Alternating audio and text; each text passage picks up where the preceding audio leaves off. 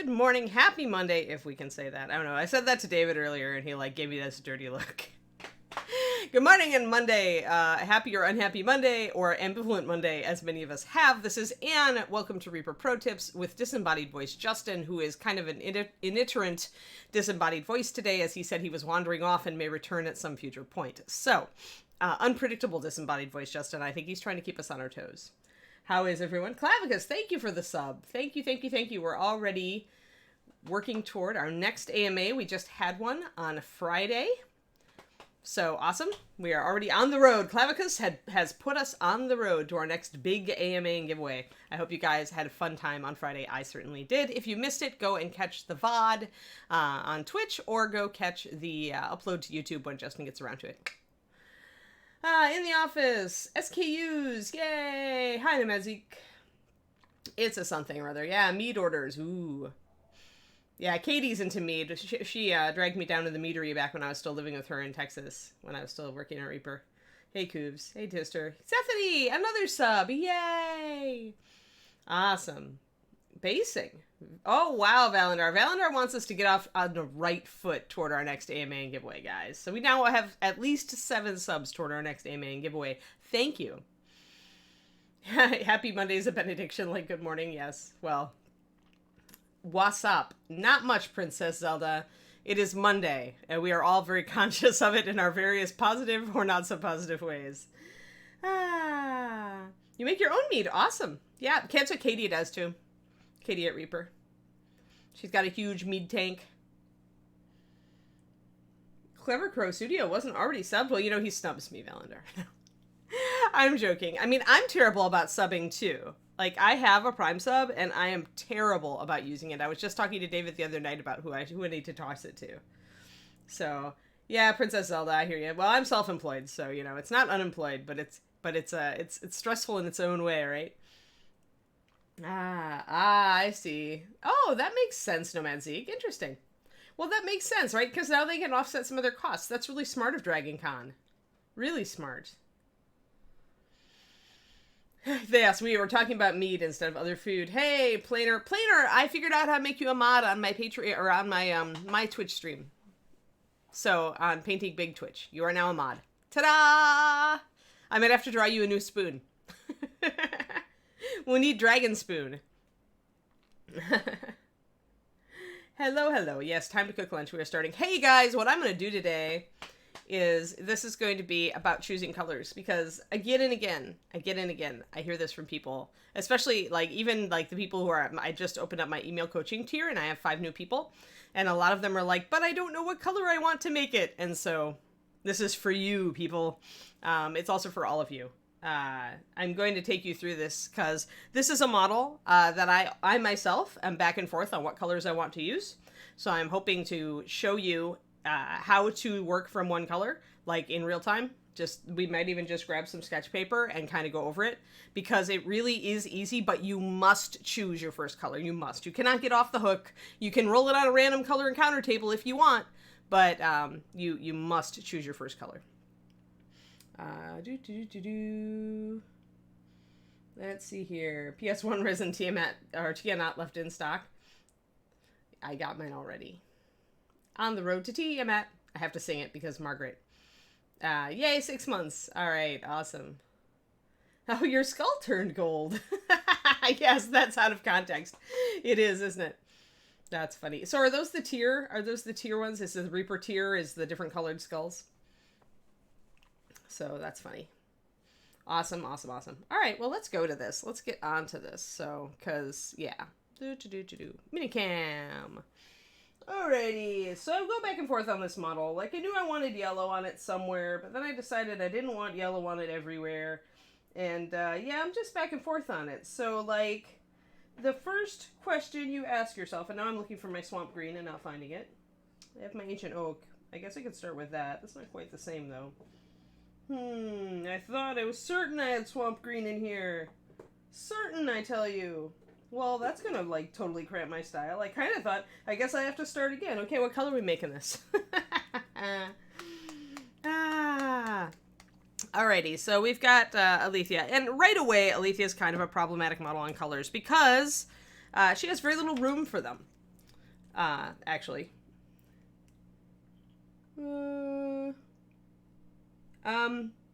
Oh, yes. I know.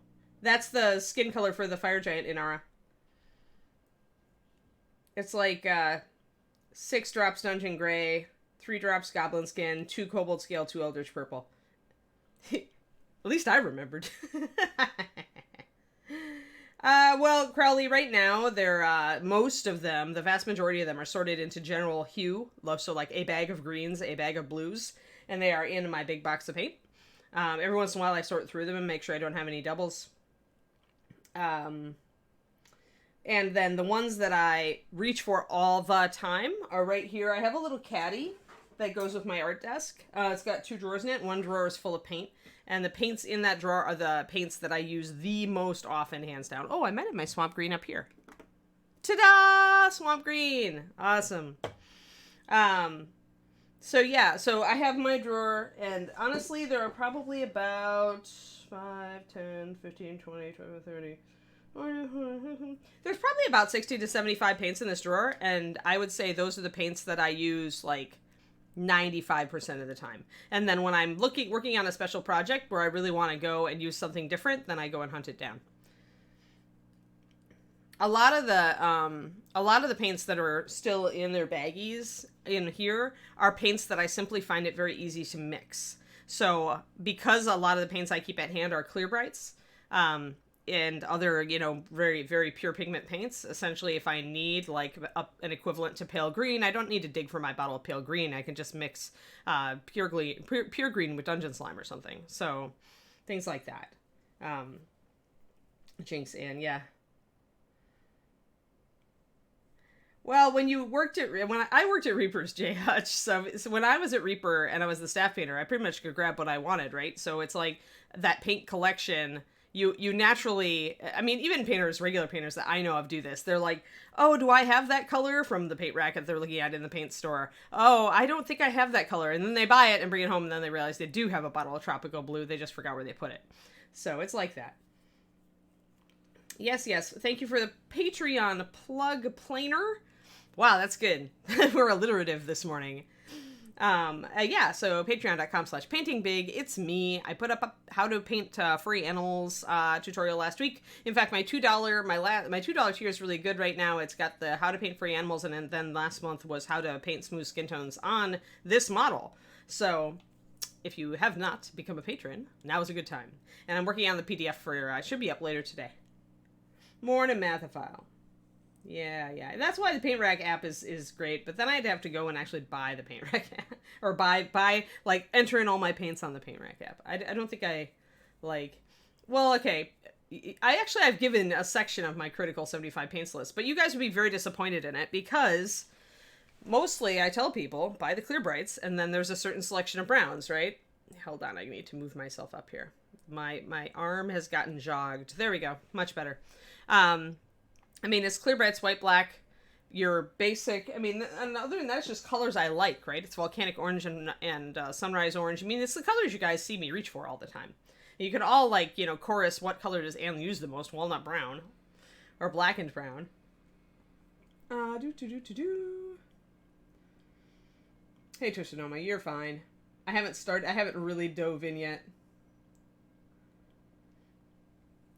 Yeah, it's additional work, and I know where it all is, so I don't care. And now it's pretty easy for me if I think I need a paint, because I've got all my greens in one baggie and I've got all my blues in one baggie, it's very easy to do a double check, because I know all the colors that are in my drawer, so. That's why I was very confused just now when I couldn't find Swamp Green, because I knew it was in my drawer, but actually it was out waiting for me on the tabletop. Yeah, talking meeting colors. Graveyard Bone is like I have it because every once in a while I want a biscotti color, like that's a really neutral gray brown in Ara, and Graveyard is a really good highlight for things like Driftwood brown if I don't want to go up yellow like with Creamy Ivory. So Desert Stone is in there, yeah. Brown Liner is definitely in there. Runic Purple, totally in there, and Styx Purple, and Monarch Purple.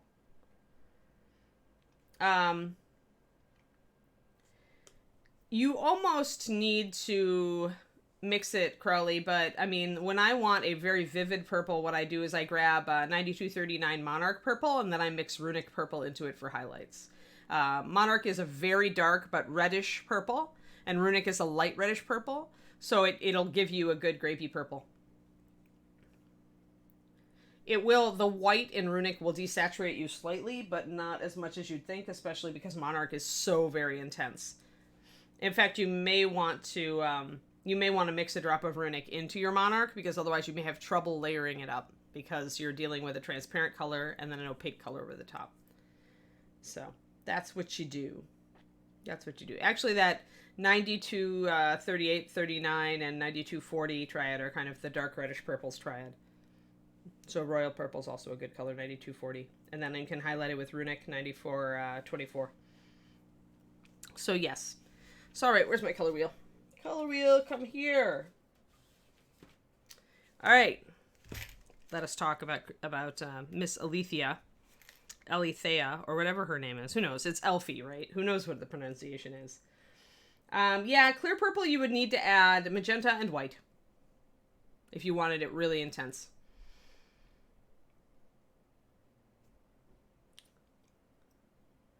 Drunken airship pirates. I have no idea.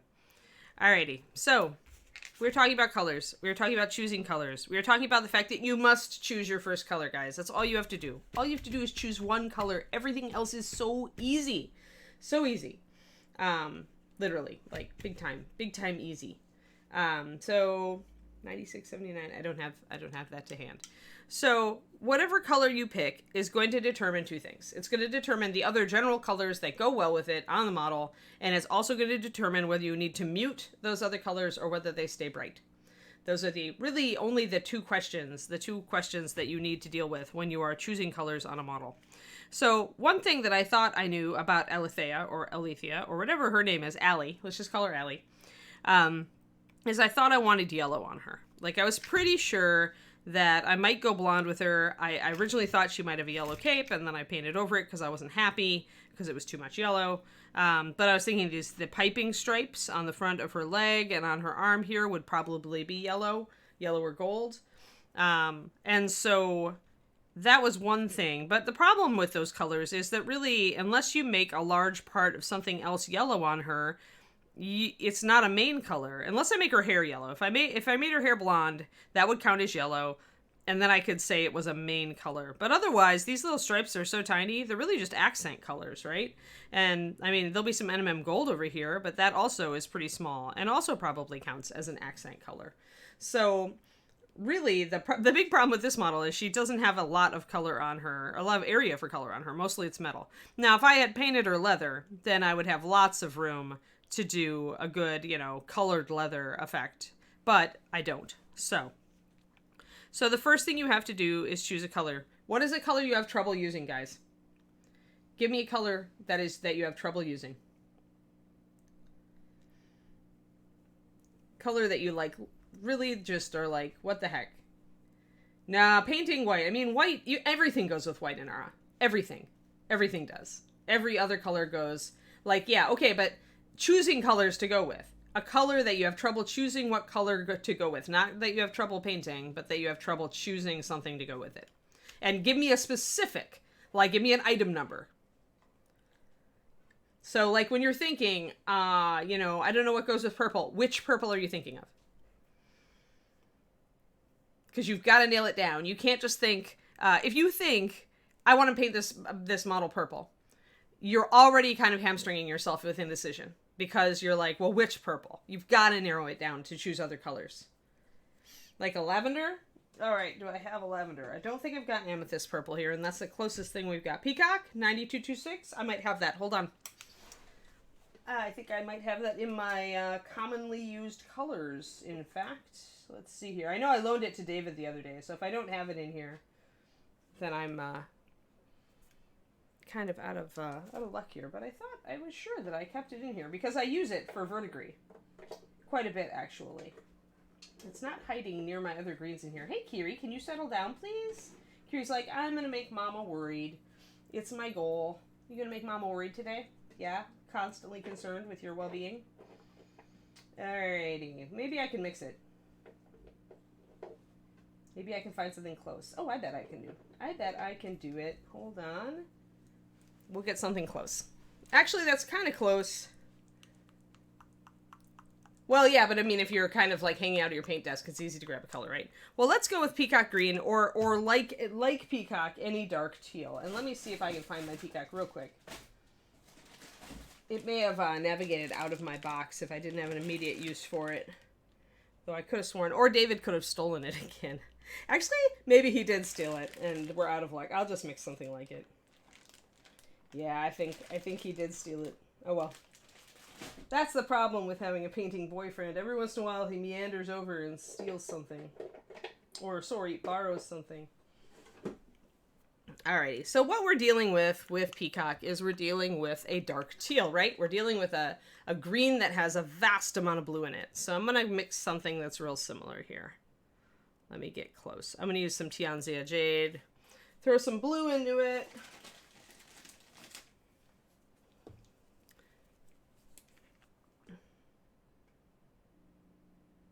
Unless my blue wants to be cloggy. And the other characteristic of Peacock is that it's pretty vibrant, right? It's actually pretty saturated, which makes your job easier. Believe it or not, it's can be more difficult for people to match a muted color because they're not really comfortable with them. But when you have a more saturated color, it's pretty easy.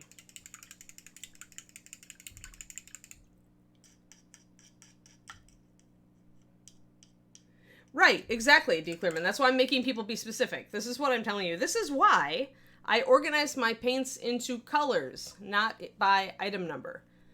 Into bags of different colors, so that I can look at all my blues and all my purples at a glance, except for the ones that are in my drawer that I use all the time, and so I know them. This is indeed the thing. The thing that we are trying to do. Let's see here. Yeah, we'll go with Peacock. Peacock is difficult. Yeah, so like yeah. What Nomad Zeke said, because they're divided by line and then by color. Dividing them by color is probably going to help you more choose colors. I am mixing up something that is really close to Peacock.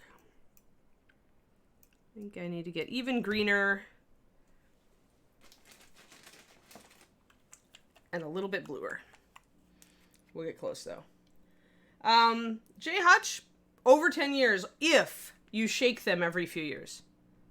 You must shake them. They probably would last 4 or 5 years, but really thicken a lot if you didn't shake them. But if you shake them, they last indefinitely. I had paints from the first ever series of MSP, the first batch when I was at Reaper, that had been around for 15 years and were still good. But I shook them regularly, like at least once a year, because, pardon me while I throw some phthalo green in here, because if you don't shake them up, then the resins and pigments in the paint tend to settle out, right? And the longer that bottle sits completely untouched and unmoving, the more it settles out and the more that the resins that are like the acrylic, latex, vinyl, whatever, that are in that paint as part of its base, the more they will settle out and press together. There comes a point when they press together for so long and without moving that they just become a plug, like a latexy plug. And you'll notice that in like old Pro paints, you'll notice it in Vallejos, you'll notice it in almost every paint. So you must shake them. If you shake them every couple years, then they'll stay good forever, pretty much. Yeah. Tanzio is a very saturated color, correct. And saturation, you make a good point, actually, Mighty Garrett, is that saturation is relative, right? Because Tianzia Jade is relatively saturated, but it's not as saturated as, say, Phthalo Green. So, you know, it's saturated, but it's not, like, at the top level. It's not Clear Bright, for example. Yeah. So, yeah, and that may be okay, right? And it really depends on the base. It depends on the color. Different pigments have different, like, acidity levels, pH levels. It can influence this sort of thing.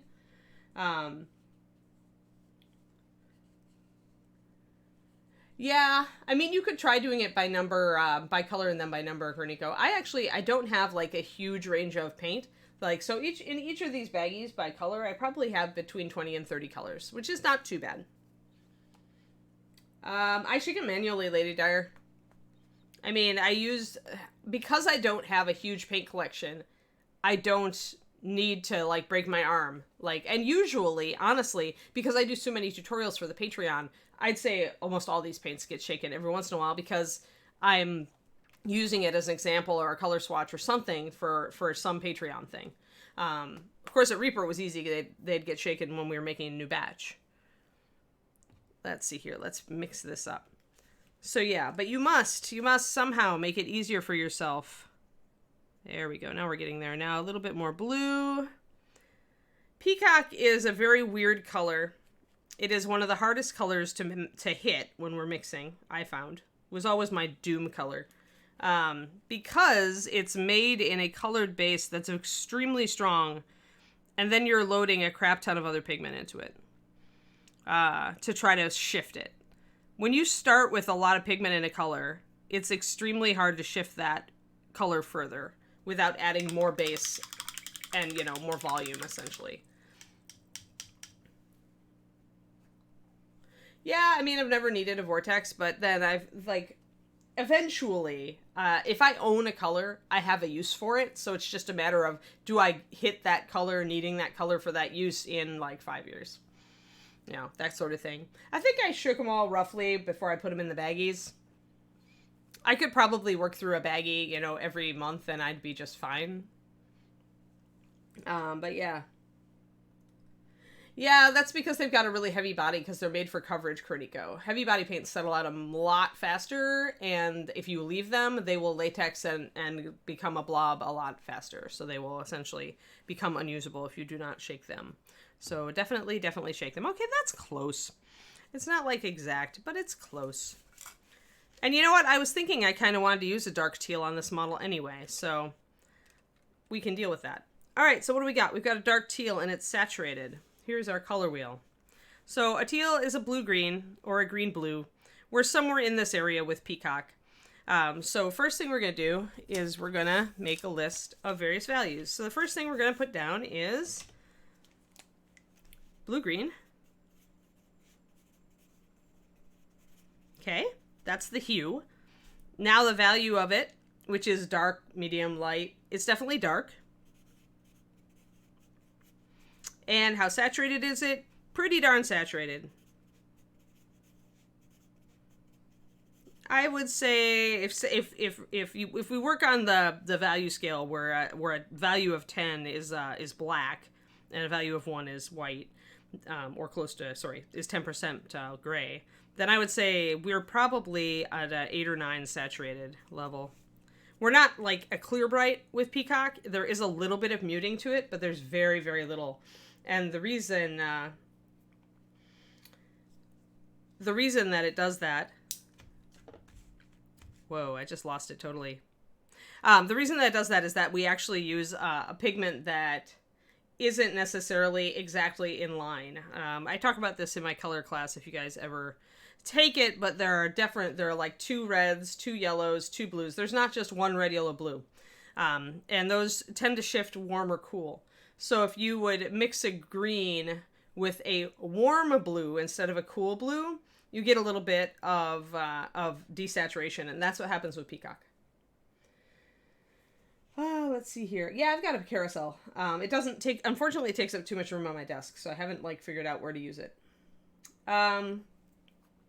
It depends, right? Okay, so Valendar is talking about desaturated teal, or a desaturated brick red. So when you go dark with a color, you do desaturate it, and that's why I'm putting this more toward an 8. Technically, in the purest form, Peacock is probably closer to a 9. Because it's dark, though, it definitely does work with it. It's a bit more desaturated by the fact that it's dark. If you notice the clear brights, they're all, except for blue, which is a naturally dark color. Like, blue is generally the darkest pigment. And green is close. That's the phthalo green. But a lot of the other pure pigments are quite light, right? So your yellows obviously are the lightest. Your reds are vibrant, you know. Even this green, when you really get it and stretch it over a white, is going to be pretty bright. But when something goes very dark, whether it has black in it or doesn't, it tends to read as more desaturated unless you put it over something with like a white base coat and you thin it down so that you get the color to show through, right? Like that. So we've got a slightly desaturated green blue. Now, the problem with that brick red and is how light or dark is it, Valendar? Because the one thing you want to do first is look at what's far away from blue-green on the color wheel. So we're in our reds and oranges here. And if we want to, we could even spread out a little bit more and do it. Remember the triangle that you can draw? Instead of going straight across, you can go to the triad here.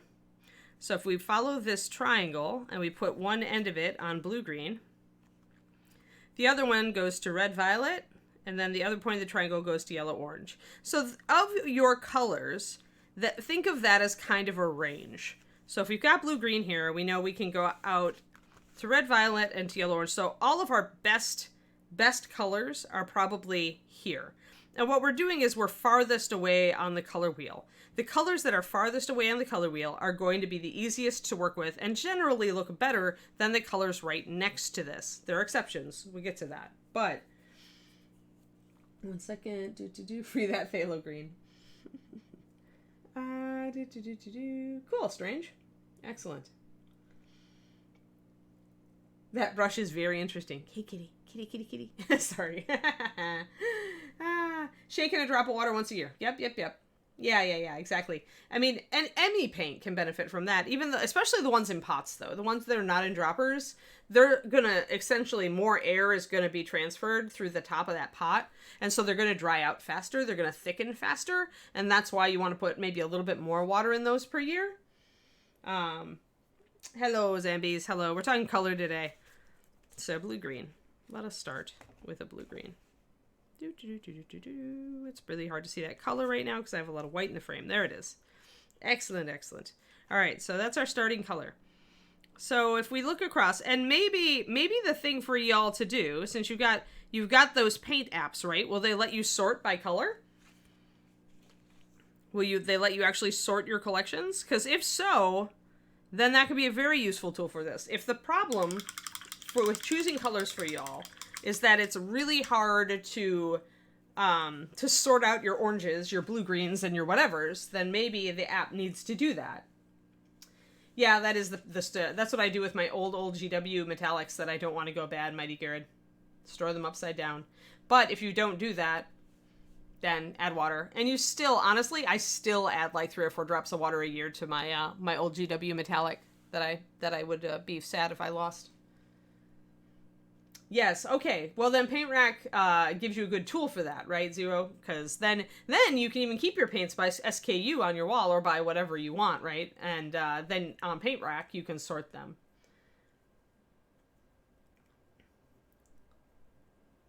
Yeah, I learned it early, Garrett.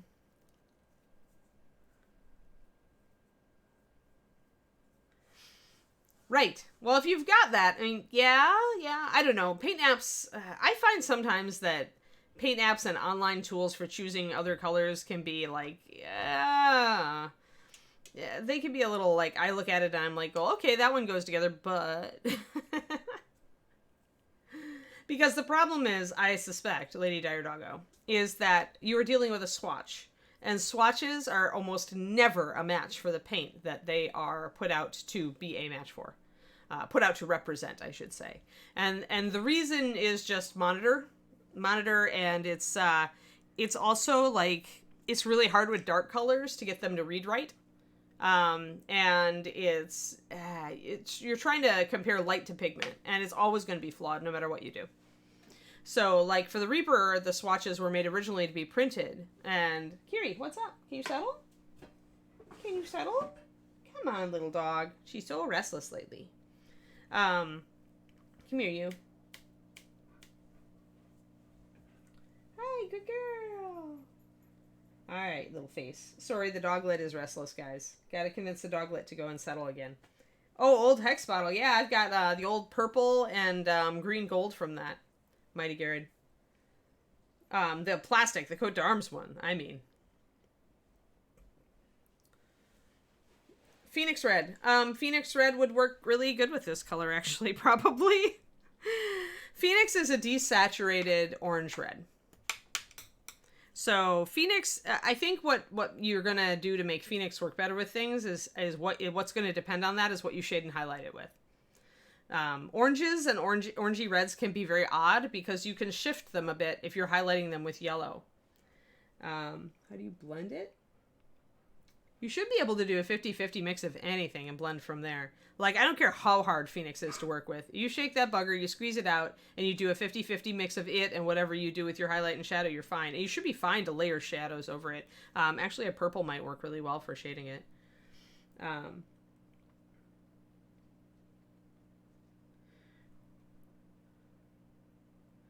Casmania, actually, I loved the Power Palette as far as it went.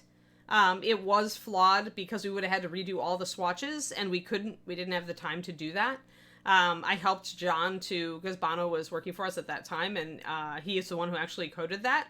I thought it was a wonderful tool, but I thought it would have been better if we would have had the time to actually go through and try to get a slightly better match on our swatches, but that would have taken a lot of time. So I love the idea. The other fault of the Power Palette, though, is because it's always working off of a photograph. It's not necessarily going to match the model ideally because the color of light you're shooting it under and the color shift of the photo is going to slightly shift things enough that you might not hit it exactly. The human eye is so much better at matching colors than any electronical equipment. So I don't think I even own Phoenix. I think that might be one of the paints I didn't bring with me. I prefer Magma Red and Volcanic Orange. But that's because I go for saturation. Because it's very easy to desaturate a color. It's very hard to make it more. Or harder, anyway. Not really hard, but harder. But yeah, if that's the thing. Yeah, it'd get you in the right range. Yeah, that's why I liked it in R. I thought it was a flawed tool, but a good tool nonetheless. Alright, so we're going to go here. We're going to say either between red, violet. Well, let's take each of these. So we need a fairly saturated red, violet, and we want it to be in the light on the lighter side. So let's just take each of these in turn and figure out a color in each of these categories that goes with our blue-green. Right away, I know what the yellow is. I mean, I don't even have to, like, blink. It's definitely going to be Lantern. I think Lantern and maybe even Candlelight is even better. You could shade the Candlelight with Lantern. You could start with Lantern and work up. Lava Orange or Magma Red. Magma Red and Lava Orange and Explosion Orange are a slightly less coverage, but they're very saturated. There's a lot of core colors like that. If it's in core, we're usually going for color rather than coverage, where our coverage lines are bones and HD, and now HD no longer being around, obviously. All right. I'm going to try to zoom in, get this out of frame, get this in frame, and we can look at this. So I'm choosing, although it's not showing as orangey, but it is an orangey. This is Candlelight Yellow. There we go. Now it looks more orange. And this goes really well with our teal, actually. It goes very, very well with our teal. For two reasons. One, it is in that range, roughly. It is an orangey yellow. It's got just a little bit of orange in it, so we're sliding a little bit more toward yellow with Candlelight. Candlelight is actually right on the verge between these two colors. But nonetheless, it is still pretty far from our blue-green. Like, it's not sliding in. You really get into trouble when you're starting to get, like, right next to something. The farther away you move it, the better it looks. So, blue-green's here. We're sliding all the way over to here. So that's pretty good. It also looks good because it's also saturated, but it is a little desaturated. Just like Peacock is desaturated because it's dark, Candlelight Yellow is desaturated because it's light. It has a bit of white in it. And that helps it with coverage, by the way. But it still gives it a nice, vibrant, note. So these, as far as saturation, these colors are a perfect match. That's great. They're each a little tiny bit muted, but they're still pretty vibrant. That's great. You can figure that out just by looking at paints, right? You're like, oh, this is a brighter paint. Oh, this is not a brighter paint, right? So kind of use your gut.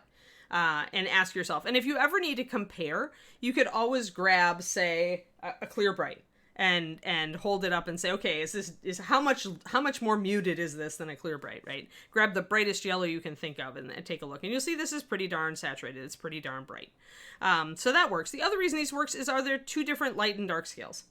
So we've got a very dark teal and we've got a very light yellow. Not like a super light, I would say. So on the saturation scale, I think they're both 8 to 9. On the dark and light, I would say that you've got, and you can even do this with your little color wheel, you can look at your value scale. And if I look at Peacock, I think it's about a value 8. Again, it's probably an 8 to 9, probably an 8. So Peacock is an 8. But I would say that looking at the value of our candlelight, it's going to be more like a 2. Yeah, I'm going to say it's more like a 2. It's a little darker than a value 1. These are the values I'm talking about. If I hold it up, it looks like a 2 to me. If you look at it, it's just like, you can tell that it's definitely lighter than a 3. And it's not quite matching real great with the 1. So I would say it's a 2. So we've got an 8 and a 2, and that's really far apart. So they work. They work really well. We could also go with something, if we want another color, that's in the 5 range. So we could have actually gone, and we'll get there as we go through the rest of these. But we want these to be different. We want these numbers to be different by at least, I would say, 3. Because if you look at like a value 5 and a value 2 on the scale, they're noticeably different. There's enough there to be contrast. It's even better if you go 5 and 1, right? But if you start getting into your values where everything is in a value 4 or 3, you don't get any contrast with your lights and darks. So you always want to go, if you start with a dark color, you always want to go mid or light with your other colors. And that's just flat out. Now, let's see here. So we're on orange. What orange would go well with this? Well, we just decided a lighter orange would go well, right? And we need something fairly saturated. I'm reaching for my oranges. And I think that actually volcanic orange is too desaturated. You can see that it's kind of muted. It definitely has some oxide pigments in there to help it with coverage, so it's not nearly as vibrant as the other colors. So even though it's farther away from our teal, and technically it should go really well, its muted nature makes it not as good of a match. It's also darker, and so it's closer to this in shade. But if we take our friend Sunrise here, I think we're going to be just fine.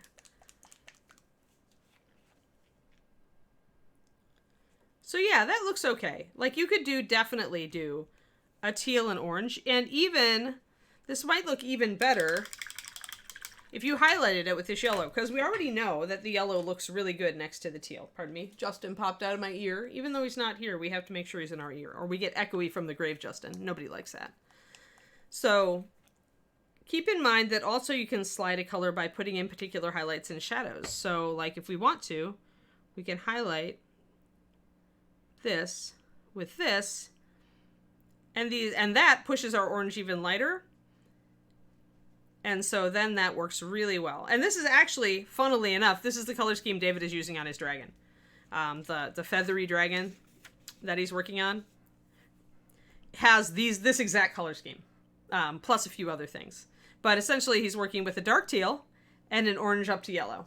So it works really well. And that's why, because you've got dark versus light, you've got, also we haven't talked about warm versus cool.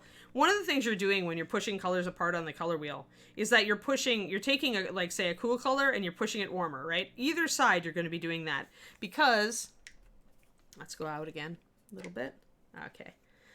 So, because if you're starting warm, like you can go warmer with some pushes, but you're still going to be going, you're going to be going one way or another. Like you start with a green, you go really much cooler one side, really much warmer the other side. Here on the blue-green spectrum, we go a little colder if we go to blue, but then once we pass purple, we're definitely going warmer again. So that's a warm versus cool contrast. So we're also working that in here. So we've got dark versus light, and our saturation levels are the same. Remember, we want our saturation to match. We don't want anything else to match. You can do a desaturated, saturated color scheme. Actually, David is doing this with his dragon. He's working with a really muted blue-gray teal with the body. You can do it. I don't recommend you guys do it out the gate unless you're really good at color, because it's really easy to get an ugly butt color scheme out of it.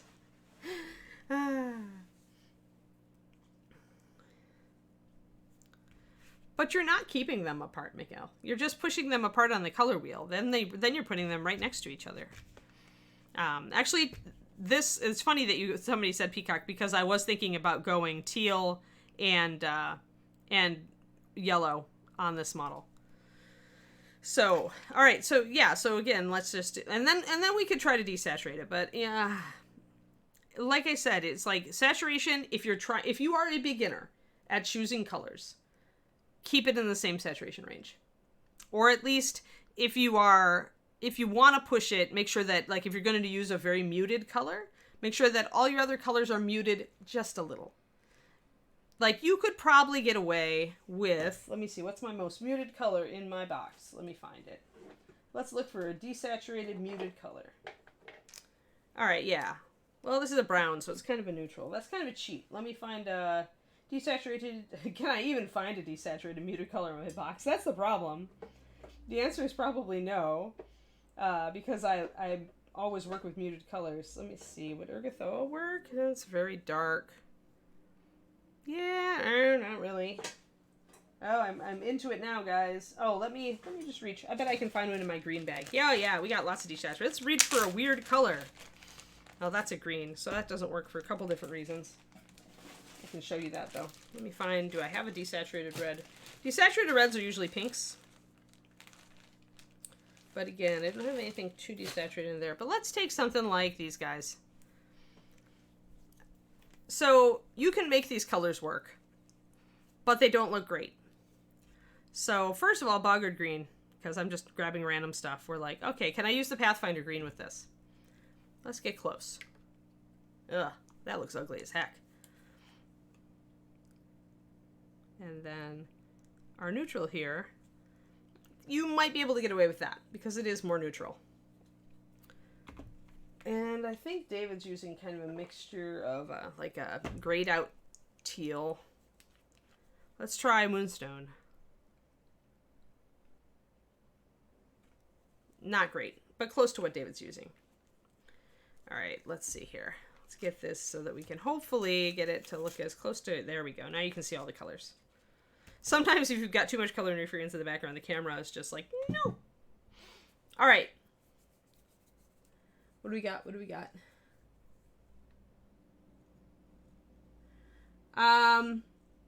In our, a lot of people say, okay, so Sergio is one of the painters who says, oh, your color scheme should be either warm or cool. I disagree with this. I disagree with this greatly. I find that for me, I really like color schemes that punch one way, that put the two together. I may tend to go toward warmer colors, but I mean, when it comes down to it, the problem with saying things like this, guys, about warm and cool, is that warm and cool are relative. Like, if I look at this yellow, it's a little cooler than this orange. If I look at, like, this blue, it's much cooler than, say, the orange, but when you get down to the teal, then it's dicey. But everything changes when it's next to each other. Like, if you put this sand color, which is desert sand? Yeah, desert sand. If you take the desert sand color and you put it next to this orange and yellow, it's a cool color. It's cooler. But when you put it next to green and blue, it's warm. It's definitely warm. So colors, warm and cool, is relative. So when people say things like that, I think they confuse a lot of people. Like, I get what he's saying. He's saying if you're doing a warmer scheme, then every color you choose should be on the warmer side of the color wheel, even when it's a cool color. That's what he's trying to say. But I mean, I'm definitely going cool with Alethea if I take a teal as her main color. But again, you could argue, well, but that teal is still warmer than some other things, right? And what if I highlight that teal with blue, which is what I really wanted to do, actually. I was thinking about taking that teal and highlighting it with tropical blue. So now I'm highlighting it with a color, and that's the other thing. Warm and cool is also dependent on saturation. Like, a more saturated color will look warmer than a cool color, than a muted color will. So then what are you doing, right? It's like, that's why I don't like the generalistic. Like, I get what Sergio's point is when he says that. Like, in my, do I have my, hold on, I might have my Sergio class model. Let me see if I can talk to you guys about what he's talking about. One second. Do I have it with me, or do I need to grab it out of the case? Let me grab it out of the case. Since we're talking so much about color today, I felt like in the mood. Let me see. Where is he? There he is. Come here, Sergio class model. All right, there we go.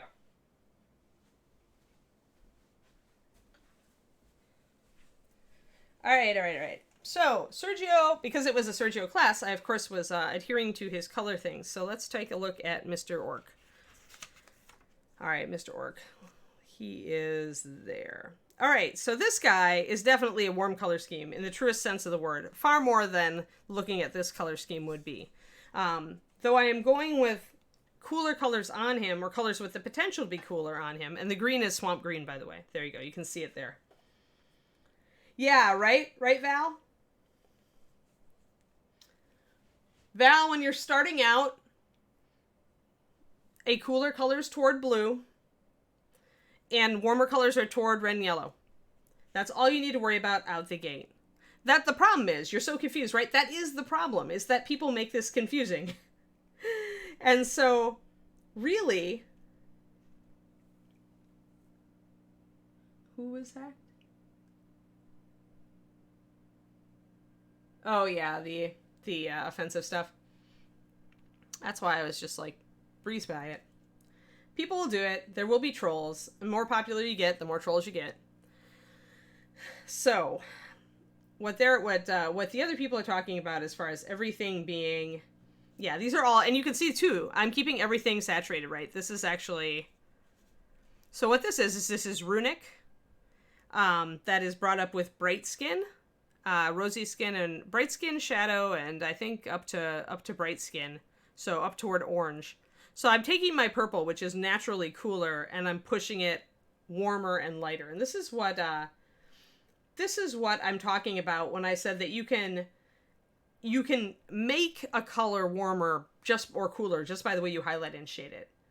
So this color, this is like actually Styx and Runic Purple. Styx is quite cool, all things considered, if you compare it to other colors, right? If you put Styx Purple next to a lot of colors, it's going to look like a very cool color. But by bringing it up toward the orange color, then the bright skin color, then I'm definitely making this whole skin tone shift warm. And then the orange, of course, is very warm, and that is, I think it's a lantern and tarnished copper. Tarnished copper is a fantastic dark orange, guys. So, this is Sergio's style. This extremely accentuated musculature with a very, very dark to very, very light. This very high contrast skin color type of stuff is what Sergio does. He goes for very high contrast on everything. And you can even see it here on the loincloth with the light next to the dark. It's a very dramatic painting style. But all these colors, you can see the colors a little bit because this is more of the base coat, right? It's where I've just worked up to runic. Yeah, Sergio has a very anime style. Absolutely. So I've brought up the swamp green a little bit here. But you can see this is all warm colors. If you break it down, if you just break it down, Val, and look at each color by itself. So as far as greens go, if you compare this green to the teal green that was on our palette right here, you can see that this swamp green is warmer, right? You can see that the green on our palette has much more blue in it. Likewise, orange. Orange is almost always, orange is going to be warm, unless you cool it down to a brown.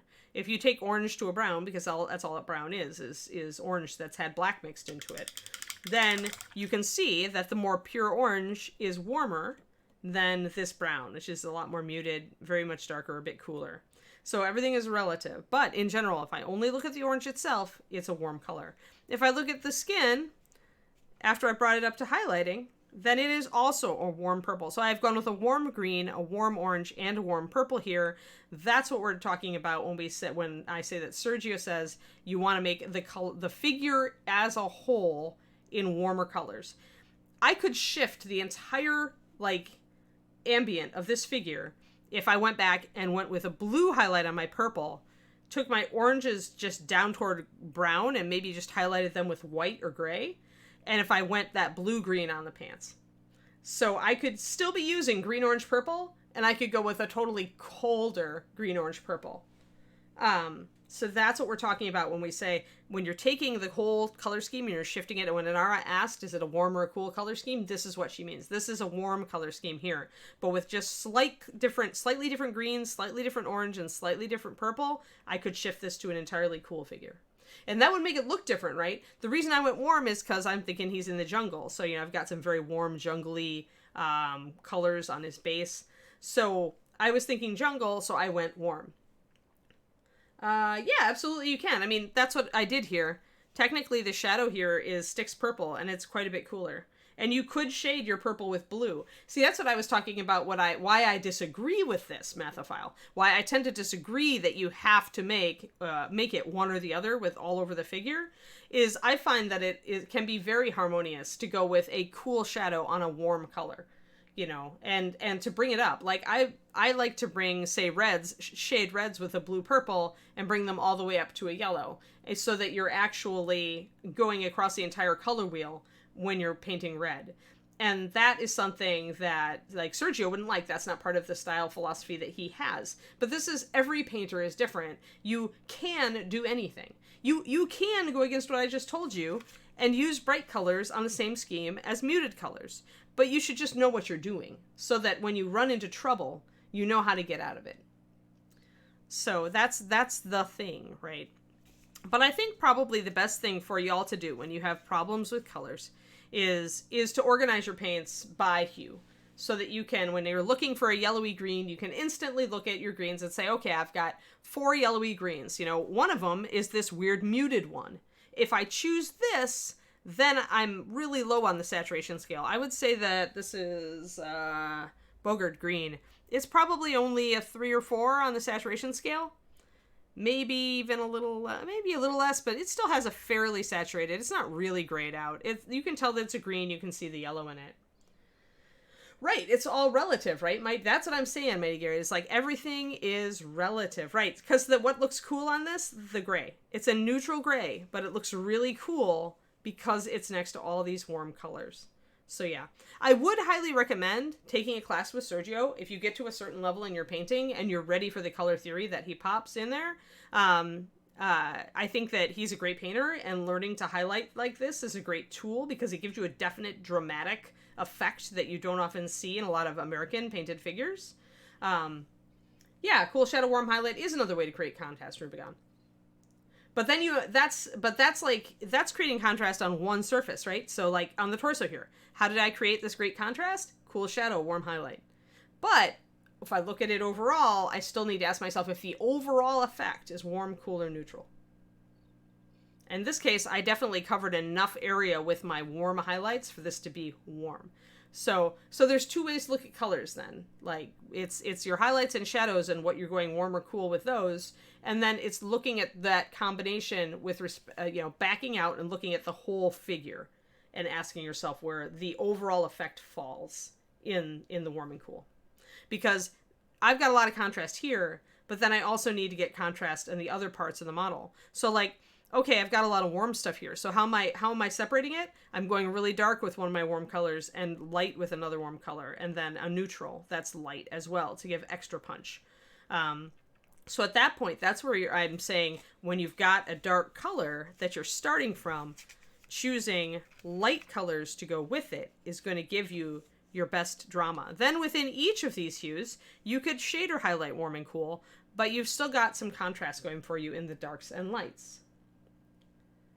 Yeah, so yeah, there's some cool stuff when you start really paying attention to where you're placing your shadows and highlights. Like, that's something, where you place your shadows and highlights and how broad and how much area each of those things take up on a figure is part of your style. So paying attention to that on a model can really accelerate you finding your own style as a miniature painter. Like, if you like this sort of effect and this is how you want to paint, study Sergio's stuff. Try to duplicate it. Go and find a good picture of one of his models, get the model and try to paint it like he does. Pay attention to how broad or small his highlights and shadows are, and pay attention to where he's placing them. Like here, you've got a shadow under this muscle is really dark right up against this muscle. That's what's giving you that cinematic effect. And what it's simulating is a bright light source from above. That's creating intense shadow.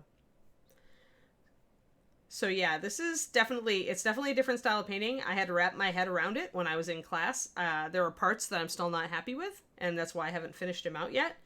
But just to go on a little bit further, on the belt, I probably would go with some touches of NMM. I haven't decided silver or gold, but the base color of the belt is probably going to be dark brown or black, because I need something to separate these colors. You can see I left it with the black primer on purpose so that I had something to separate. If I bring in NMM, I'm going to be able to have a really light edging and details, but I don't want this entire belt to be NMM because I've got this bright NMM here, and I've also got this orange here that's really close to NMM gold. So I know that I'm going to have to do something different with the belt, and I need to figure it out. So yeah, this is how you think about color schemes. And sometimes you get yourself into a corner, like I am here, and you have to stop and think about it for a while and say, okay, and maybe you paint it and you decide you don't like it, so you paint it over, or you adjust it with a glaze or things like that. And so you're just trying to get to the point, trying to get to a point where everything stands out nicely and that you can see the details on the model. That's the goal. The goal is to see the details, especially on these little guys. A lot easier when you've got a freaking 72 or whatever this is. He's a little bit bigger than 7. He might be a 54, but he's very tall.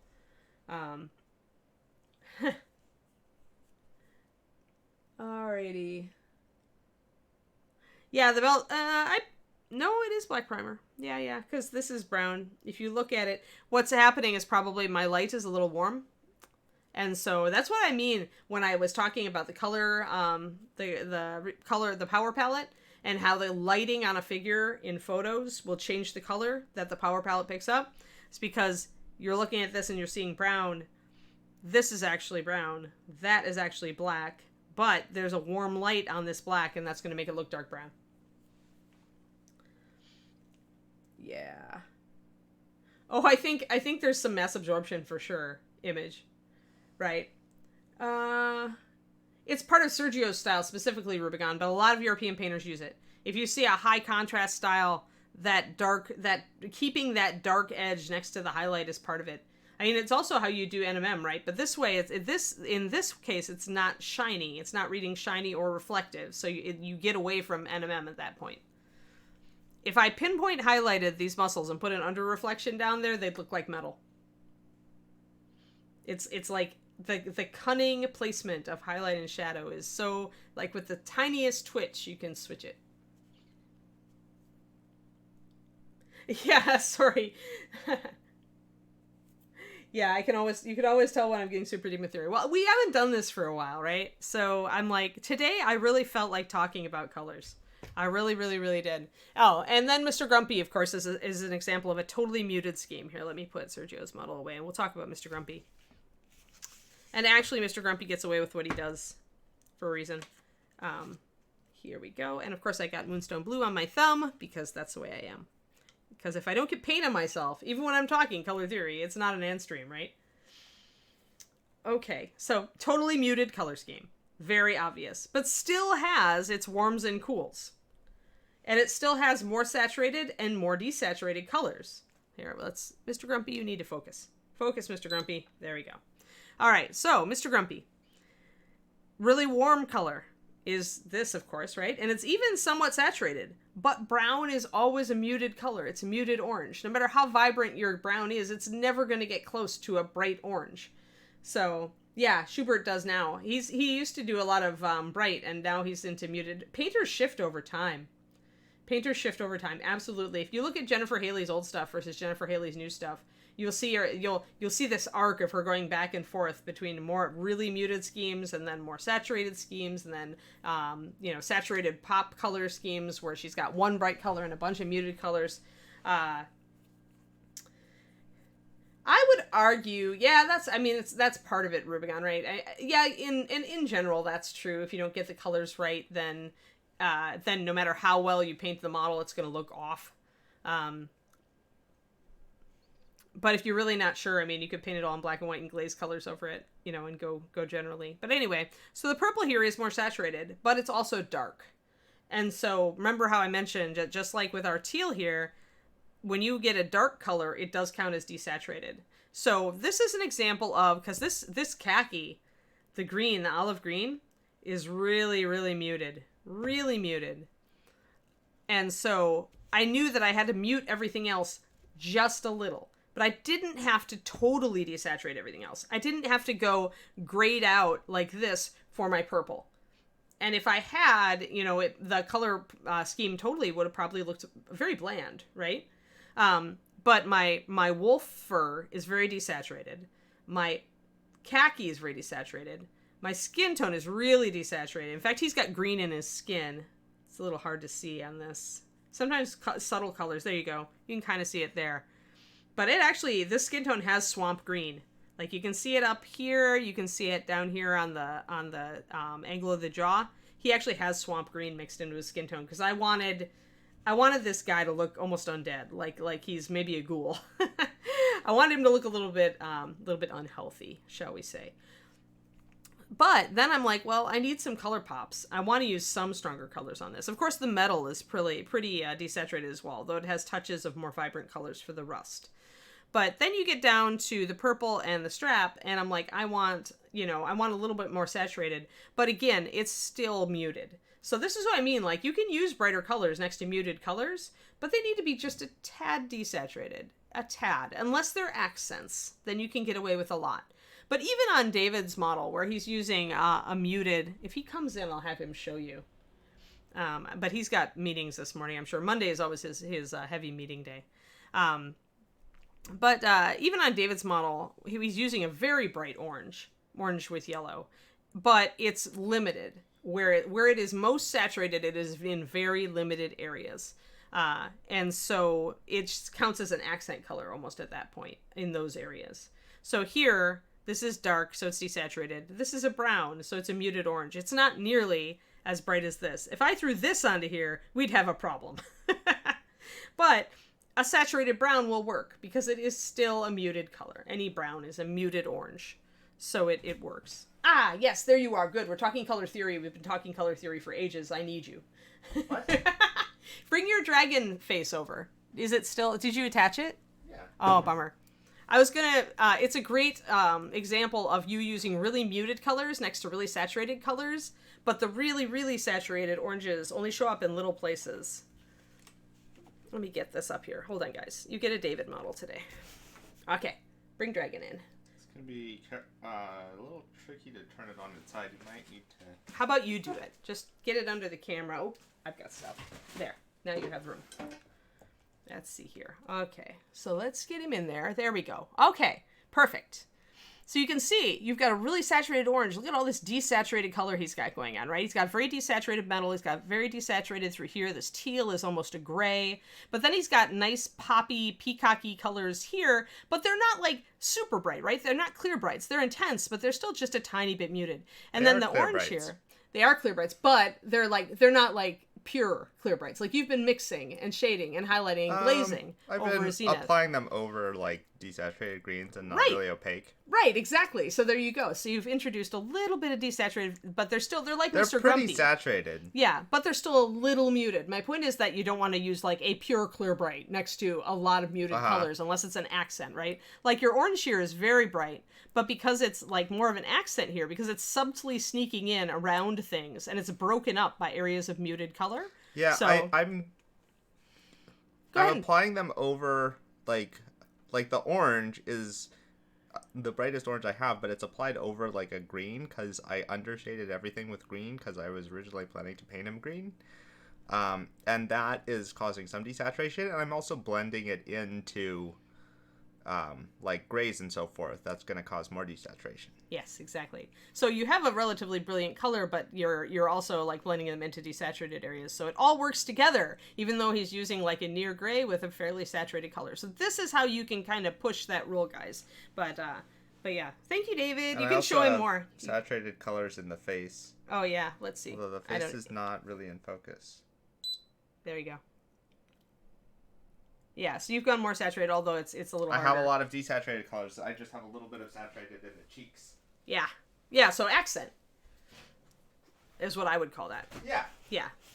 So great. So there's another great model. See, you guys get lots of eye candy today. To make up for the fact that I'm talking nonstop instead of painting, you guys get to see lots of pretty eye candy.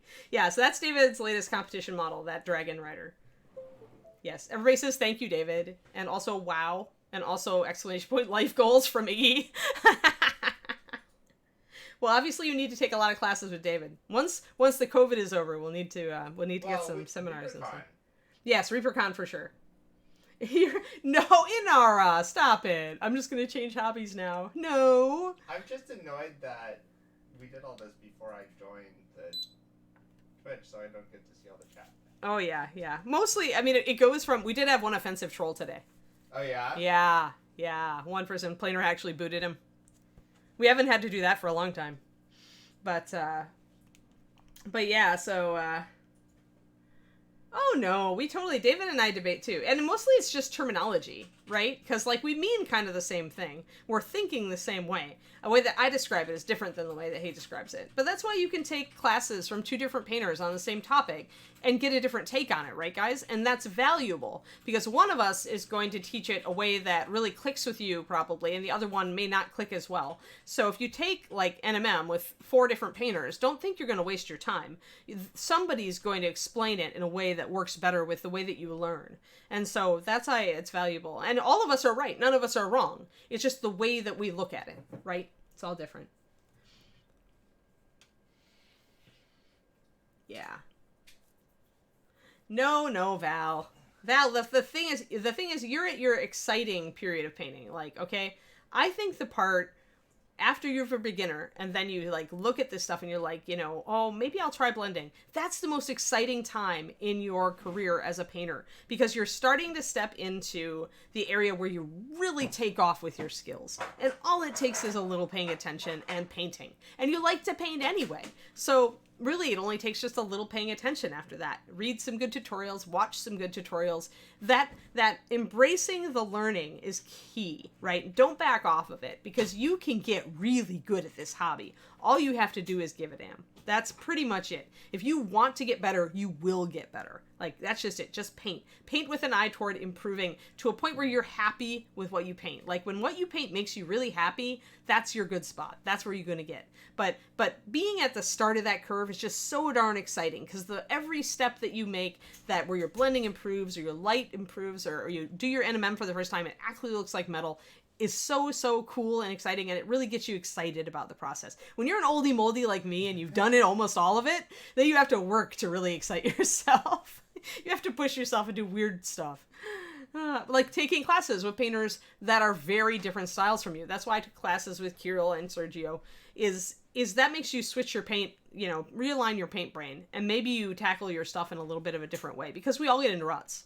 It's not just people getting in a rut because they base dry brush and wash and they're happy. It's people, you know, really at high levels getting in a rut with the way they paint and the way they look at the whole thing. So yes. Yeah. So you could do a David and Ann show where we each explain the same paint job and it's totally different explanation, and you guys would love that. That's fantastic, Tronhawk.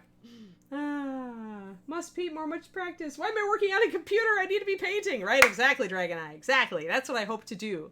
Always that's what I hope to do.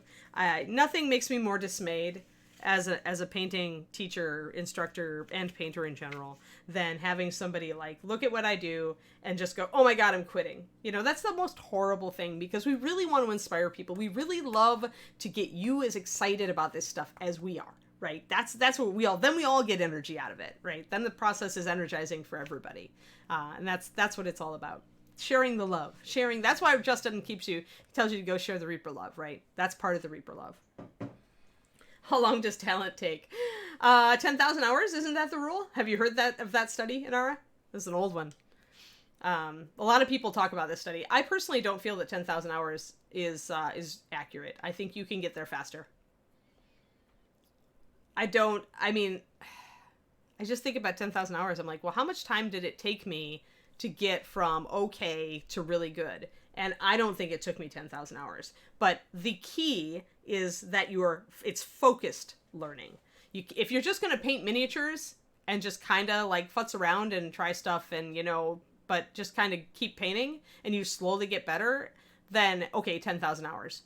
But I was trying to get to competition level. I focused on it for 6 months, but I don't think in that 6 months that I put in 10,000 hours. But I went from like a block painter with basic layering skills up to winning a golden demon in 6 months. So it is an amount of time. Like, definitely there was an amount of time in there. There was 40 hours a week. But because I went freelance at that time, that's when I went freelance, and I made my living as a miniature painter for a while on eBay and all that. But that's still not 10,000 hours worth of work, right? So it was focused learning, though. It was me definitely experimenting with paint consistency and thinning and brushstroke and all of that, and focused, paying attention to that. And how did I get this result? Why didn't it work? That sort of thing. So I don't think you need the 10,000 hours, but I think you need to actually pay attention. Like, really set out. About as long as learning patience. But it's not. See, that's weird. It's not patience that let me do that. It was interest. Like, patience implies that you're just kind of sitting through something to me. Like, that you're doing something, but you're not really enjoying it. You're exercising being patient with it. But I don't read it that way when I'm learning mini painting. Like, I learned mini painting faster because I was really super interested and absorbed in it. And that doesn't take patience at all. You just paint then because you love it. And that's the ideal. Oh, good. Is there, GS? There's a good TED Talk on why 10,000 hours is a myth. Awesome. Yeah. If you could, who did the TED Talk? JS, and do you remember the title or anything about it? If you do, like, pop it up in chat, because I want to look that up. Because I've always believed that, and I'd like to have an actual reference to point people toward.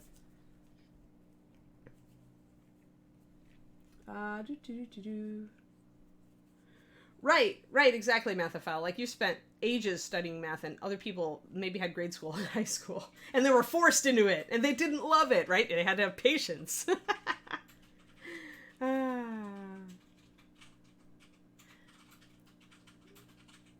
Alrighty. Granny Girl. That's funny. My streamer name, Painting Big. For when I personally Twitch stream. Yeah, painting with armies. Yeah, it doesn't take. Yes. My boyfriend has spoken wisdom. Althai. Exactly. Alright, well, let's put some color on this model. Let's actually paint something. I've got this teal. It's pretty much the teal I wanted to start with. Although I was looking a little bit darker, so maybe I'll try to throw some more swamp green into it.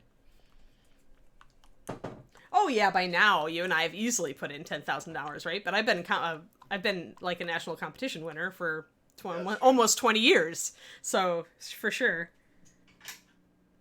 At this point, I actually wanted to start with more of a swamp green, so I'm gonna do that. I am gonna go with a dark teal though. I was just gonna mix my teal in a slightly different way. Rocks back. Oh yeah, take your rocks back. I don't want to steal your rocks. And I'm gonna do that. I kind of wanted to do a weird teal. Let's see if I can get a weird teal together.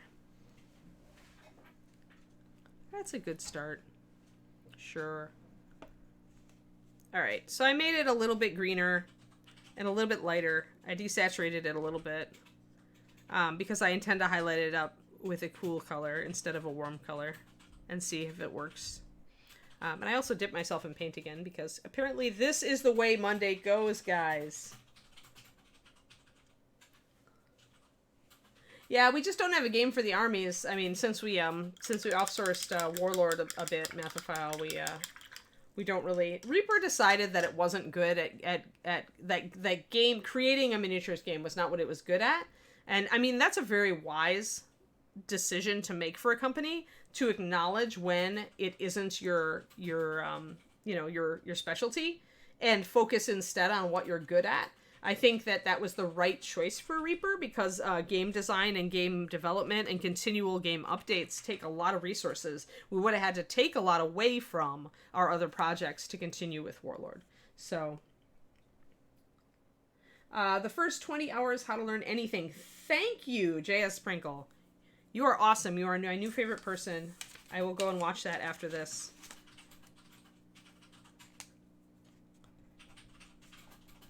First, let me just make a note. 20 hours, how to learn anything.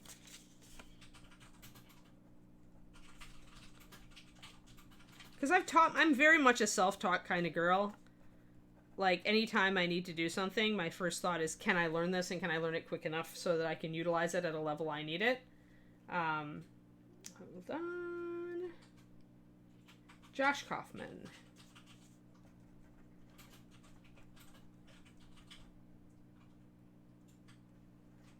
All right, thank you so much.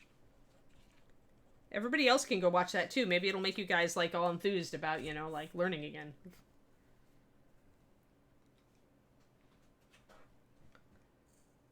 I'm missing some of these things.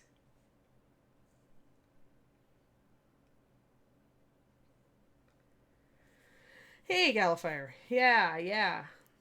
We have talked a lot about color theory this time. I was in the mood to really, to talk about it because like I said, I've started email coaching with people, and some of my students are like, I don't even know where to start with colors.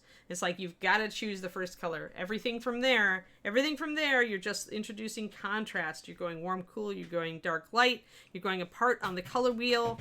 You're looking at, keeping roughly in the same saturation level, unless if you've definitely gone for a muted color, then make sure you're muting your other colors just a little bit, unless they're spot highlights or they're applied in very small areas. You don't have to mute it much, but once you go muted with something, you do need to mute it just a little. Everything else just a little, unless it's a spot highlight, a spot color, an accent color, so to speak. So, yeah. I mean, I could make this color scheme work. It would be really punishing, but I could do it.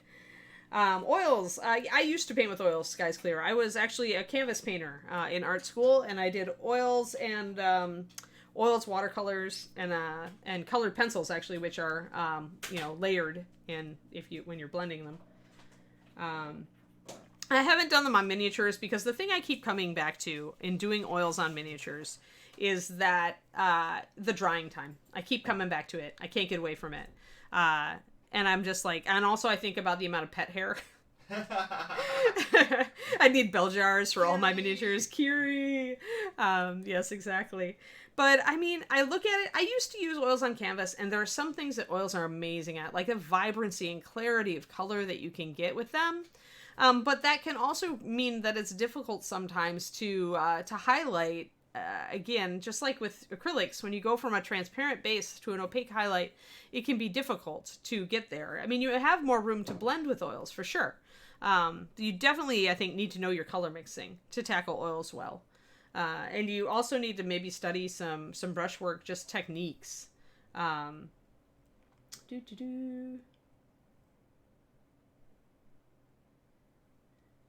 Let's see here.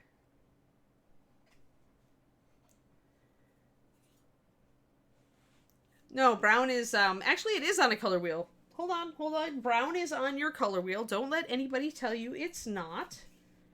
Galifire. What you do is you're looking at, one, complementary colors. Like if you take purple and you add yellow, you do get a brown. And if you take orange, remember how I said orange, browns are just muted oranges? When you add black to red-orange, you get brown.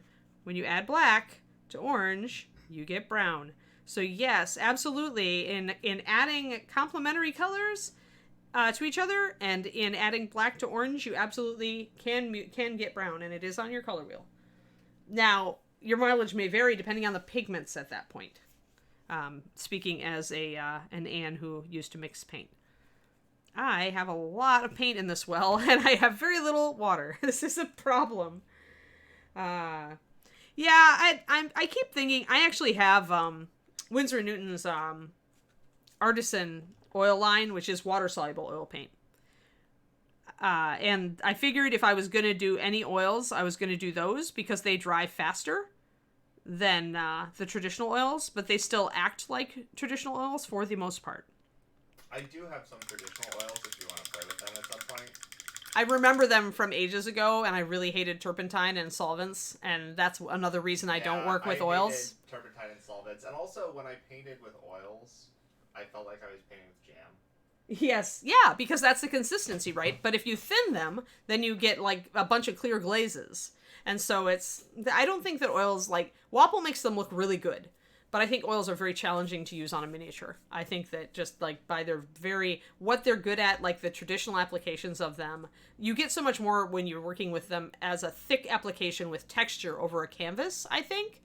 And to then try to thin them down and make them work in thin layers over miniature, I think is a lot more challenging.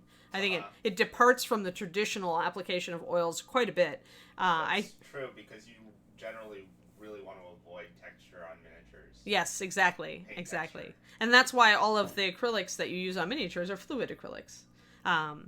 So yeah, it's interesting. But I enjoy acrylics so much, and I feel like I can get really good results with acrylics that I mostly just don't enjoy oils. Right, because why do you take a step back? Unless you feel like it can really add something to your... Now, you can use oils and glazes over acrylics, guys, and that's supposed to work really well if you want to intensify color, especially.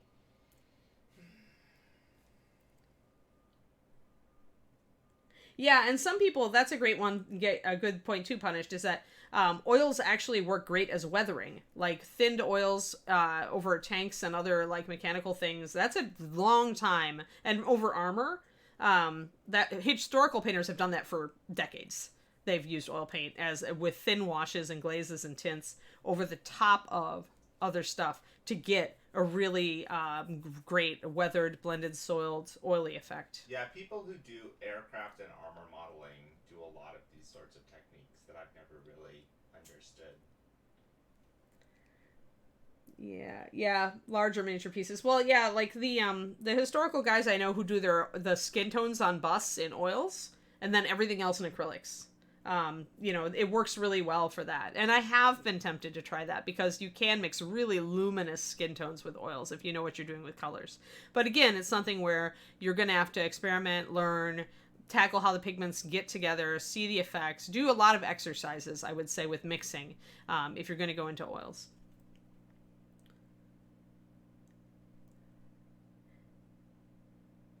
Yeah, you can get some good effects just with straight up. Yep. Exactly, Punished. Yeah, it's not something I ever went for, but then I never did armor. So, but I know guys from the North Texas Figure Club who are wizards at it, who are just fantastic at all that stuff. It's like any other technique. It's something in your toolbox, and you learn to use it or you don't, and anything can be useful. Absolutely.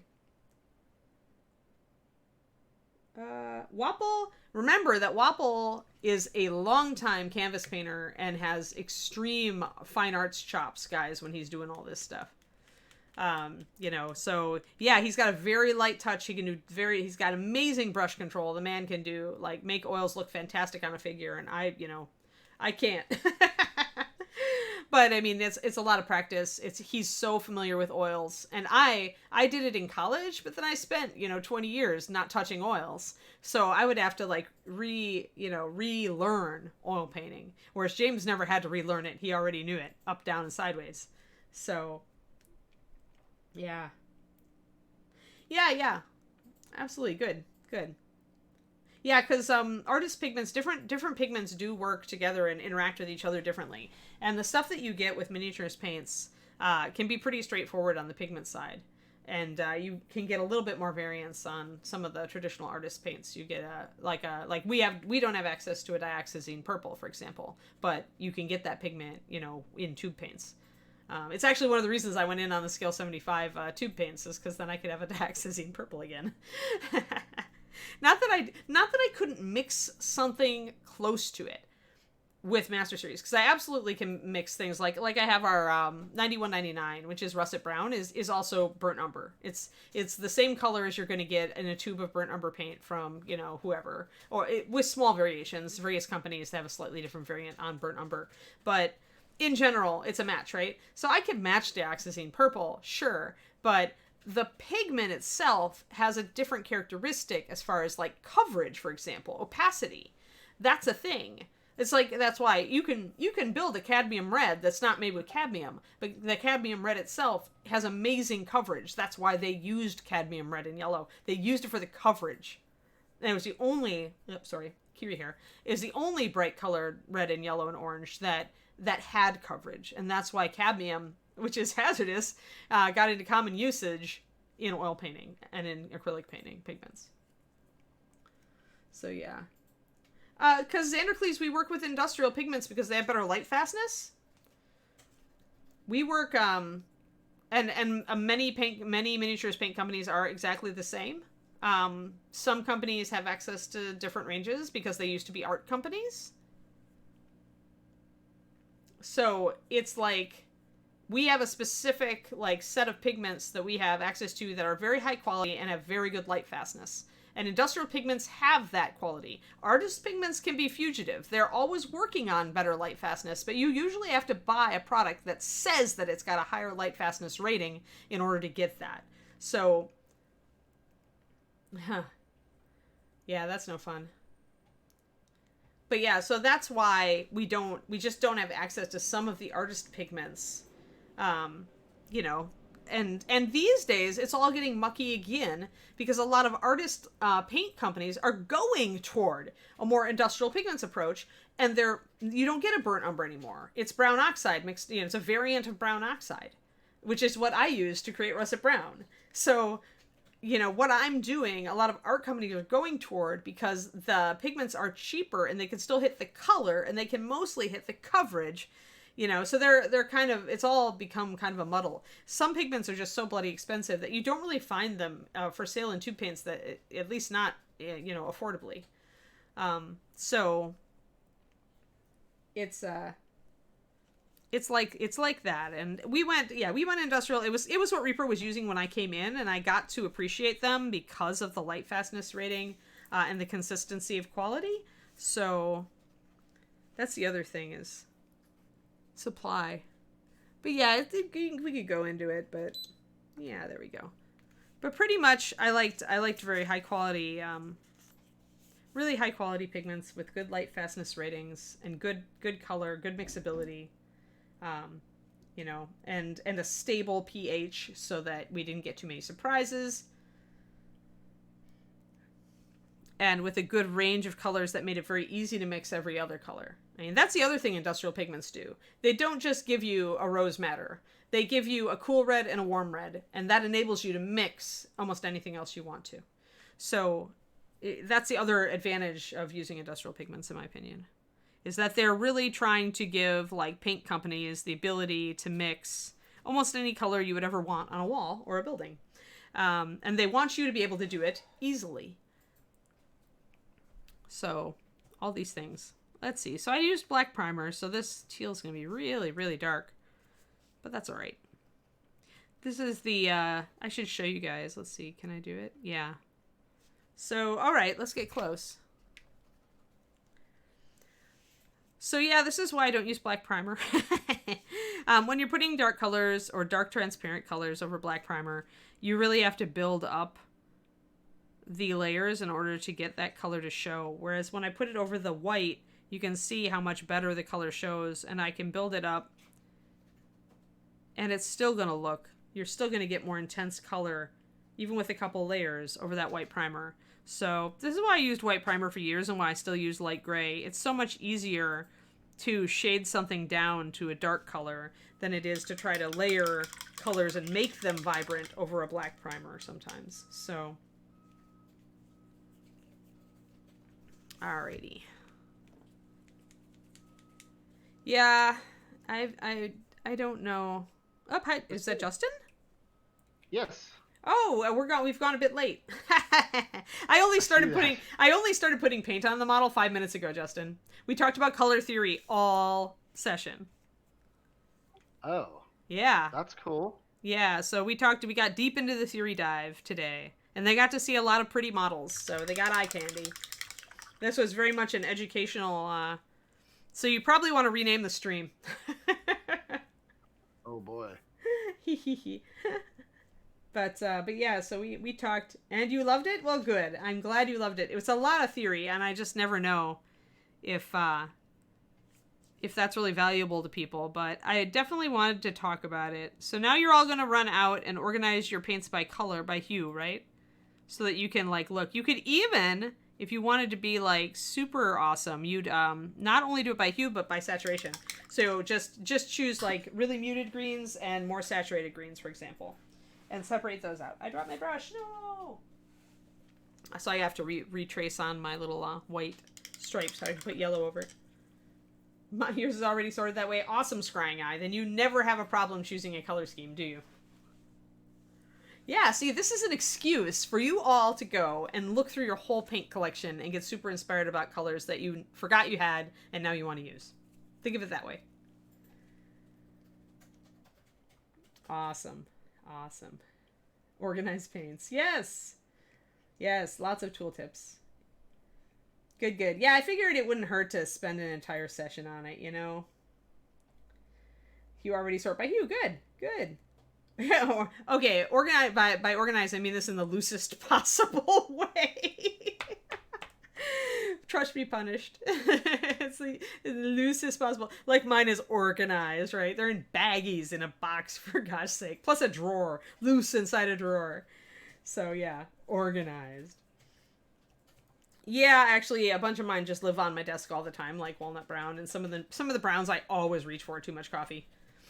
Like the browns I always reach for are always on the top of my desk, and things like NMM Gold Highlight, which is my favorite, like neutralish yellow. I love this color. It's so lovely. It's like a buttery yellow, and it's so nice for almost anything. I just use it all the time. So. Oh, nice, nice.